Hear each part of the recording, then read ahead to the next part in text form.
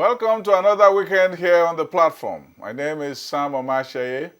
On the program this weekend, Nigeria is battling an insurgency in the northeast region that has claimed the lives of thousands, displaced millions, and rendered once thriving communities into shadows of themselves. This war has lasted decades, and the more it seems that victory lies on the horizon, the further it drifts. Nigerians, government, and the military have all expressed their frustrations over this unyielding foe, blaming the prolonged war on various issues. Days ago, Chief of Army Staff, Lieutenant General Tukur Buratai, perhaps tired of the long-drawn battle, turned on his troops, blaming them for the setbacks.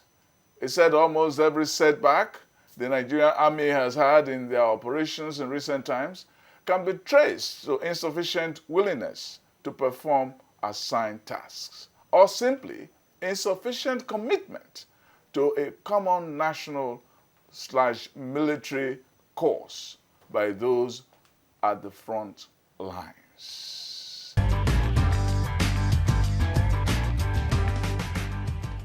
It ennobles the souls of citizens. It does same also to that of our nation. We can look back and pick out a genuine hero and canonize him. Nobody in our history at once encases the paradox of Nigeria and deserves it like Moshood Abiola. Flawed he was, flawed Nigeria is, and flawed the personages who fought and fell for the cause in those heady years. Abiola's daughter caroled the feelings and the tenderest of our hearts. Perhaps the most engaged, but certainly the most cerebral of MKO's offspring. Hafsat posted a line to President Muhammadu Buhari. She wabbled, "If anyone had told the Abiola family that it is you who would do us this honor, we would never have believed it. You honored my dad despite the relationship between you and him. You touched my heart. You even apologized for the annulment that you never caused." She also apologized to President Buhari on behalf of her family for whatever sin he might have committed against you and your family. Please forgive him. Even those who watched Abiola run did not expect him to fight. He was wealthy, but as time boiled on, Abiola morphed gradually from the avatar of the peacock class. He never yielded. He wanted his mandate. Few believed it would last. The man had money to make. Abiola uttered the Retd declaration. The battle began that would eventually send many faithful into the trenches. The night battle was fierce, and when lightning flashed in the rain, we saw those who were on the side of the people and those who were not. The story of June 12 was a narrative of maneuvers, of cowards and commanders, of traitors and tyrants, but it was a human story. Hence the story of Abiola and Buhari. Buhari never was an Abiola fan. He never was a June 12 fan. He did not like IBB, and he wanted him out of power. When meetings roared in order, when OBJ acted as statesman, Buhari went there and made clear all he wanted was to nudge IBB out of power. Once IBB stepped aside, we never heard from Buhari again until he became a player in Abacha's regime. That was Hafsat's point. Abiola was on the side of IBB. They were always friends. Buhari could not be happy with such a man who supped with his foe. That's why the June 12 holiday came from an unlikely source. Buhari and Abiola are shaking hands across ponds between the living and the dead. While Abiola lived, such warmth was an anathema. Abiola became a hero not because he wanted it. Dele Giwa became one in spite of himself. Heroes do not come in neat packages. It took June 12 to let us know that. Real heroes do not prepare for it. Abiola was a great hero because he was a great man. True heroes are not idealists of fame. They just want to get things done. Abiola did not want to be a hero. He just wanted to be president. But when he faced the challenge, his principles triumphed over vanity. So were others who fought. Men like Ngibe fell by the wayside. Even Kola Abiola was absent when others like Enahoro, Tinubu, Soyinka and others sacrificed. Where was he when Baguda Katho died? When people like yours truly were under surveillance for my work for his father's newspaper, the Concord Press? Buhari did not like Abiola. But Buhari disliked IBB even more. He might have allowed hatred to consume him, but he didn't. Here lies Buhari's big heart.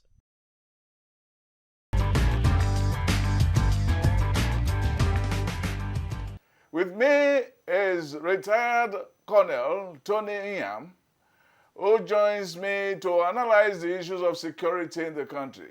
Welcome. Thank you. But before we go into the security issue, you have been intervening in the June 12, will I say, commemorations or validations in the past week, and you've had to intervene. Many people do not know. Some people, when they mention Nyiam, they say, oh, the man who gave Babangida a headache with the coup of 1992, April 22. But you were in your front and center in also the fight for the restoration of democracy in Nigeria.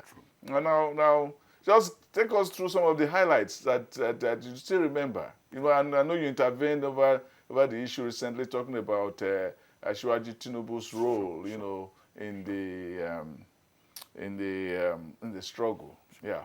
Yeah. A lot of people raised questions after my intervention, and some were even criticizing me for speaking on behalf of Asiwaju Bola Ahmed Tinubu. I thought I owe it a duty because I've lost people in operations in the 20 April 1990 action. And when people make sacrifices, it is by my nature, when anybody tries to undermine that, I feel very, very offended. More especially, someone like Asiwaju who did so much, like I did explain, here was a man, before he joined us in exile, the struggle was not as effective. And when he came in, he put in his actions, his money, and we lived together, where he was selling one property after the other. His wife was alone in the US, and every time she phones, she'll just say, I'm busy. And I pitied the young lady at that time. Now, after having done that, for someone to make the remarks they made, but people don't know. They were, in terms of the sequences, people don't realize that we started working for MKO even during the election. Yeah. And this is, people don't realize. Ikemba Ojukwu, Yes. Ken Sariwa, Yes. Great Ogburu, Yes. and Akaba Sharon and I, Yes. we met.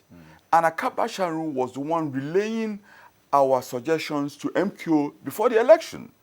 Initially, MKO and Akaba Sharon did not believe in the issue of national question being a problem.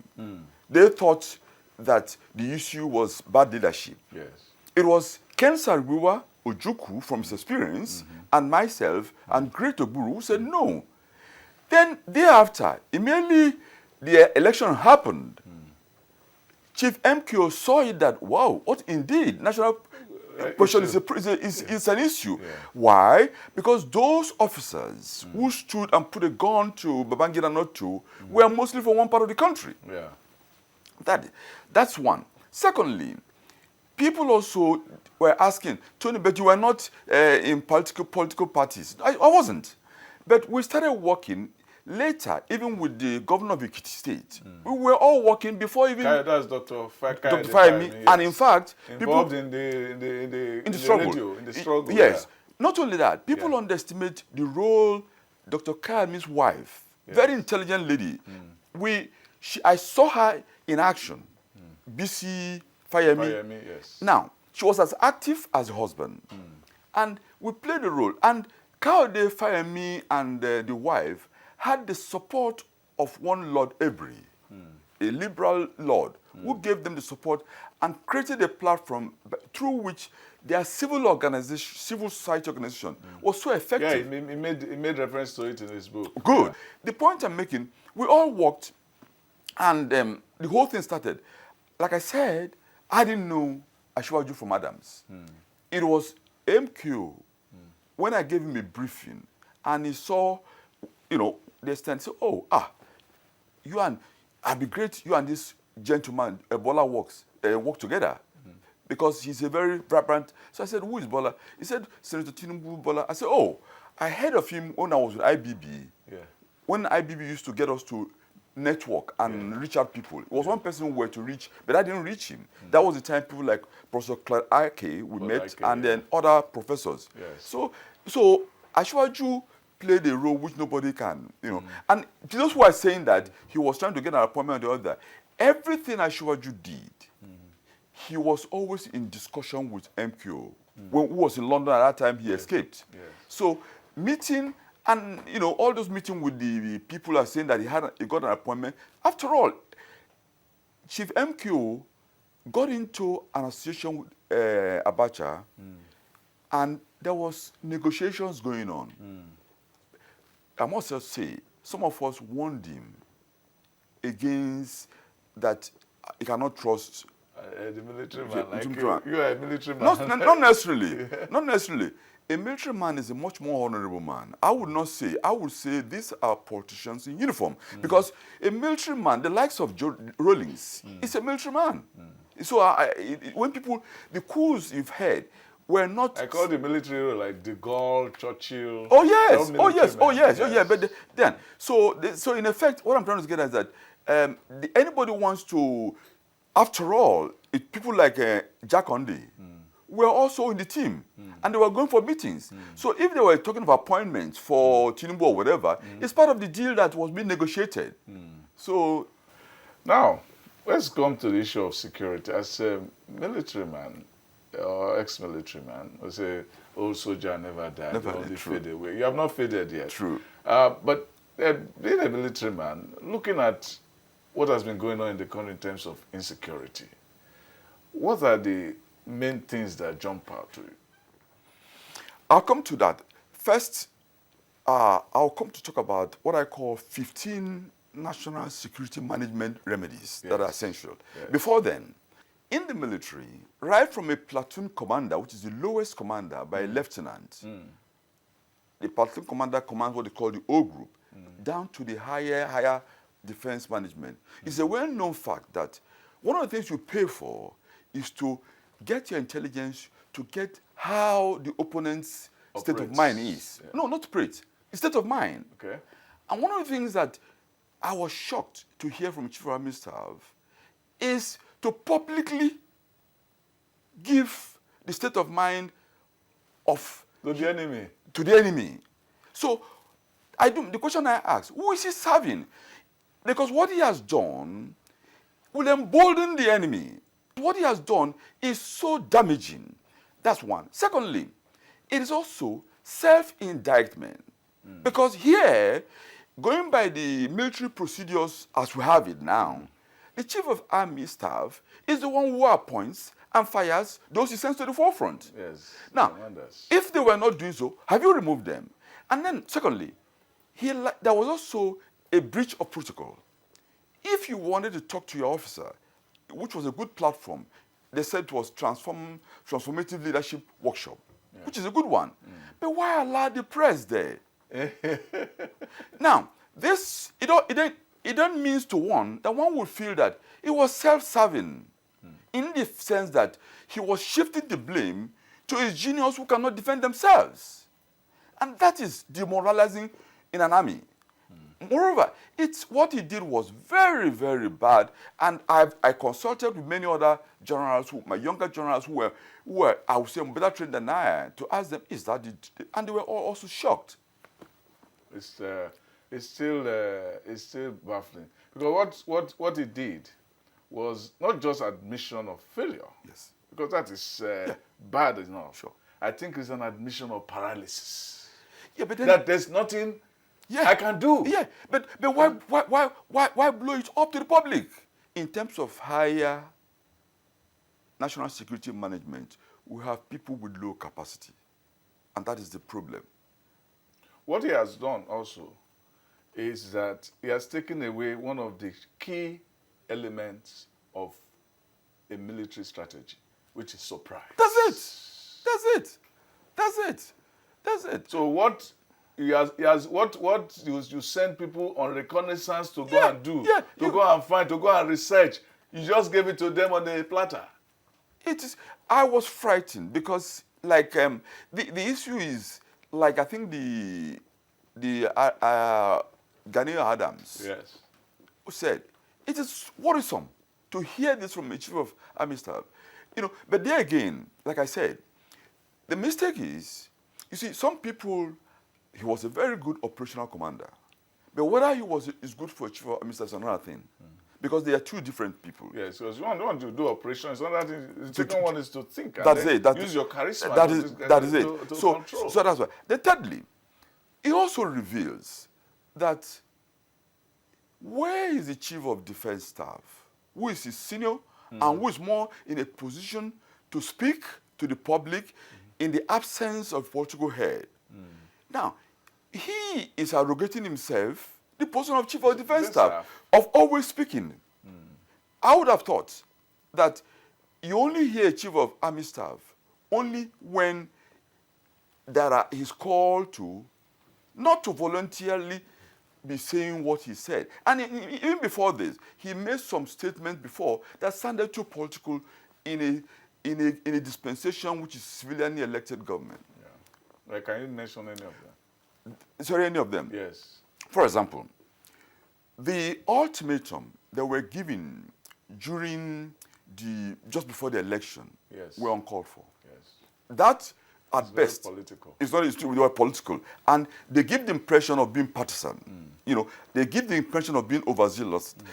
The issue is the commander-in-chief and president is of Nigeria. It's not of a political party.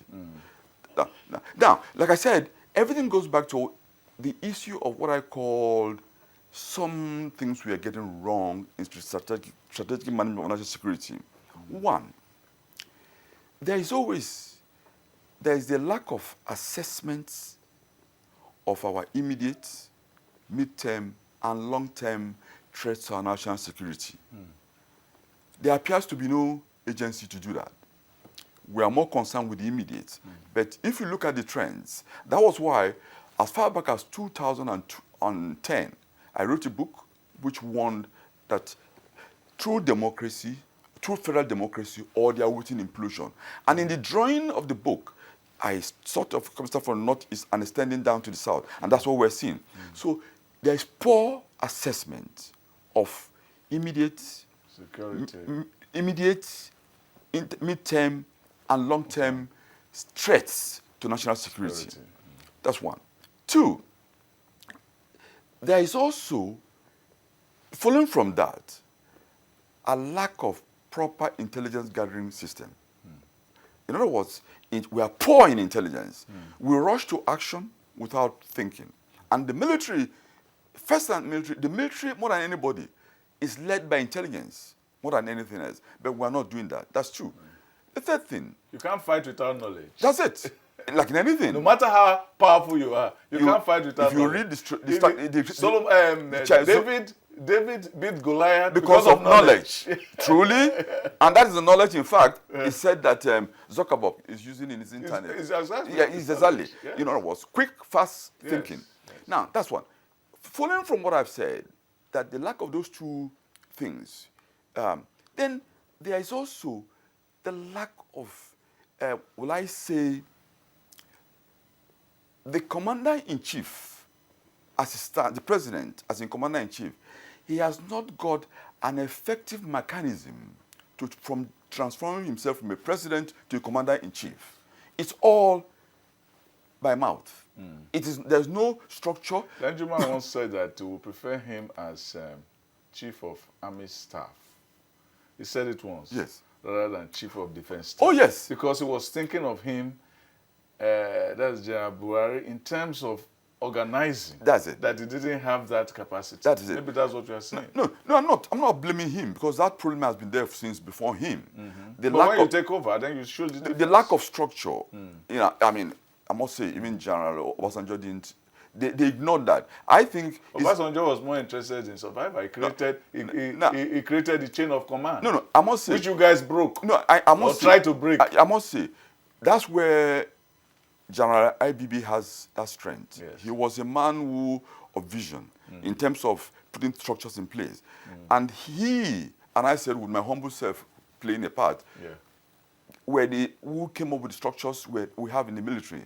Now, but I haven't said that. So that structure, there's a gap.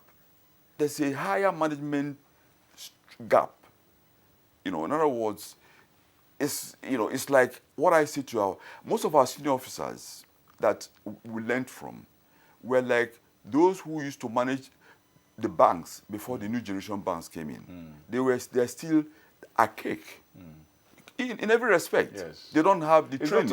It's not only the banks, it's not only the military, it's many aspects of Nigerian society where people don't understand that it is necessary to do a transition. That's it, like the banks have done. Transition to modernity, yeah.